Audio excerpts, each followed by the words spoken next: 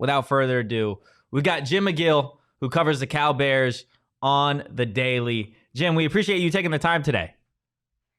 Hey, good to talk to you guys. Sorry, a little bit late. It was a vet run for 3 pets. All good. Oh, Wow. boy. Wow, that is a handful. I'm as somebody who covers Cal on a daily basis, obviously this is a team, I think it could be skewed a little bit looking at last week's game against Michael Penix Jr. in Washington. But just what's been the outlook so far of the Cal Bear season? It's been a frustrating season for Cal fans and for the players and staff, I'm sure. Really, to have a decent season, they needed to find a way to hang on and win that Auburn game. That was a real lost opportunity right there. The Washington loss, it was to be expected. Not 58 points. They couldn't stop them at all. Penix is a tough guy to deal with for sure. Their offense finally got it going a little bit when Sam Jackson came in, but that was against the second string largely.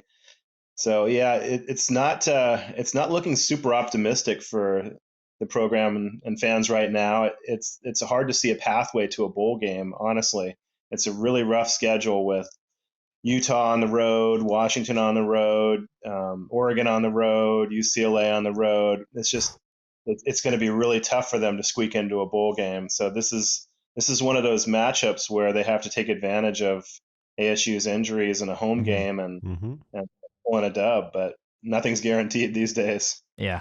It's funny because you mentioned, it sounds like the aspirations for this team was a bowl game.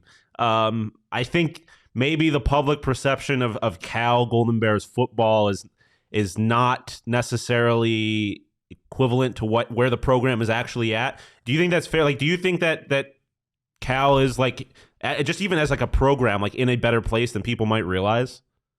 Yeah, largely because of the portal transfers. They added a lot of quality depth. They have depth at pretty much every position right now that they don't usually have. And I don't expect media and other fans to really be aware of that. I mean, for the portal guys, you hear about the former 5-star transfers, real high profile guys like that, but they brought in a lot of quality. And I really think that they're good quarterback play away from being in a bowl game. And I think all Cal fans are realistic about the fact of where they are in the football universe in terms of people's perception. They've got to win on the field before anything's going to change. And I think really it's, like I said, it's going to have to hinge on Sam Jackson or one of the other quarterbacks figuring it out and playing consistently in this system. Yeah. You bring up the quarterback situation. ASU fans all season long have kind of dealt with the same thing. We're quarterback play and a bowl ban away from a bowl game. Just Jaden Rashada, now Trent Bourguet, Drew Pine, Jacob Conover, already 4 quarterbacks playing for Arizona State. Yeah. Listening to Justin Wilcox earlier in the week, it sounded like they were still going back and forth, maybe with injuries or whatnot. What is the quarterback situation as it stands right now, just a couple days away before kickoff?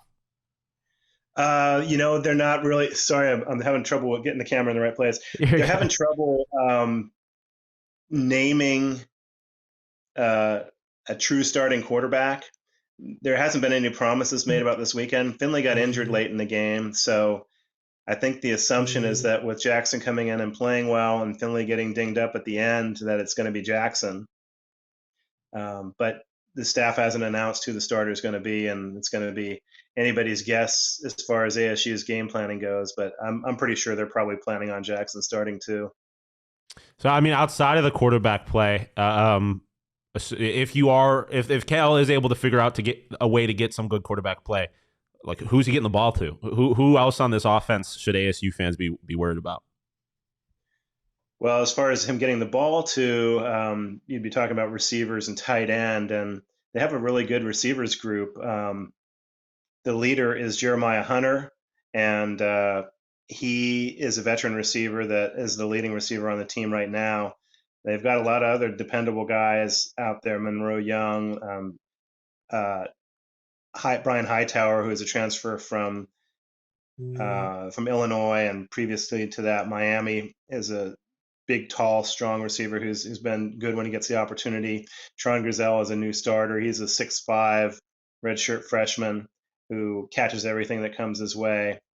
They've Maven Anderson's a guy that's been productive for them. He's been a little dinged up, but he should be playing. Their tight end is somebody that's been more of a weapon, Jack Andrews, than they've experienced at the tight end position in a few years. He's a redshirt freshman too that a lot of people don't know. He's been pretty productive. And Jay Knott is a running back that if he has the holes, he can be elite. He's had some really big games. He had 180 in their opener against UNT. He had 283, I think, against Arizona last year, Sheesh. which I'm sure that Sun Devil fans really mourned about. But he's got talent around him to get the ball to, and the offensive line's been a bit better than it's been in recent years too. I think a lot of it is just about making the right reads, and Jackson's a very inexperienced quarterback that played 1 year in high school and threw 6 passes at TCU before transferring to Cal. So if they can get him to stay in the pocket when it's not time to run, where he keeps his eyes downfield, he's got a great arm. When it is time to run, if he runs the read option correctly, he may be the fastest quarterback in the country. He's electric with the ball. So when the light comes on for him, this is going to be a totally different team. It's just a question of when and if that will happen. Yeah, absolutely. Jim, last couple of questions before we get you out of here. I think a big thing for ASU fans, at least going into this game, is the Sun Devils in the offense obviously played a much better game against USC than they really have all season long, with Kenny Dillingham calling plays, keeping it just to about a 14-point game for the majority of that loss to USC. So I think it was a little bit of a surprise when ASU fans saw that they were almost 2 touchdown underdogs to Cal, a team with just 2 wins on the season and obviously a big loss to Washington. Do you feel like, looking at both these teams, that 2 touchdowns is the right amount for Cal to be favored here? No, we're scratching our heads. We're scratching our heads about that because Cal just got hammered and ASU just played a good game against a good team. So I don't really know what the thinking is there. I think maybe they're setting the odds based on the way ASU played prior to USC, but no, it doesn't make sense to me at all. Can you enlighten Cal fans a little bit as to why things were so different against SC? You mentioned Dillingham calling the plays. Anything else you can put your finger on to enlighten us? I think between Dillingham calling the plays and then Drew Pine not really being thrust into action the way that he was against Fresno State, he had a full week of preparation. And then obviously with Kenny calling the plays, you kind of get to see that he really gave the reins to Drew, and then obviously the running back Cam Scadaboo to kind of, I guess, create a little bit of magic. But that means he's a beast. He's a different kind of guy. Yeah. He's a different kind of guy. Yeah, I really think it was just they caught USC off guard. There was no way to prepare for our running back punting the football and also throwing the football multiple times. Like I think he just kept them off guard enough to keep them in the game for a while. But obviously the result at the end was what it probably should have been. Yeah, the team with Caleb Williams is going to win 9 times out of 10.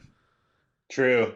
Yeah, well, I am as baffled as everybody else is about those odds. I mean, Cal may end up protecting the odds and winning the game by double digits, but you just don't really know what kind of Cal team you're going to get right now. So it's anybody's bet who's even going to win this game, let alone all that considered. Do you have a prediction on how you think this might come out? I do think this is the game that Cal gets their feet under them. I don't know if I would feel that way if Jackson didn't come in and play some good ball against UW.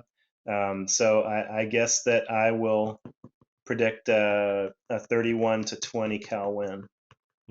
Still covering. Yeah, still covering. Live with it. Thank you, Jim. We really appreciate it. That win is different than setting the odds. Believe me, it's a big difference. Very true. Very true. It's definitely going to be an interesting game, I think, regardless on Saturday, and it could really, I think, change things for both of these programs throughout the rest of the season, depending on how it goes. So, yeah. Thank you, Jim. We appreciate your time.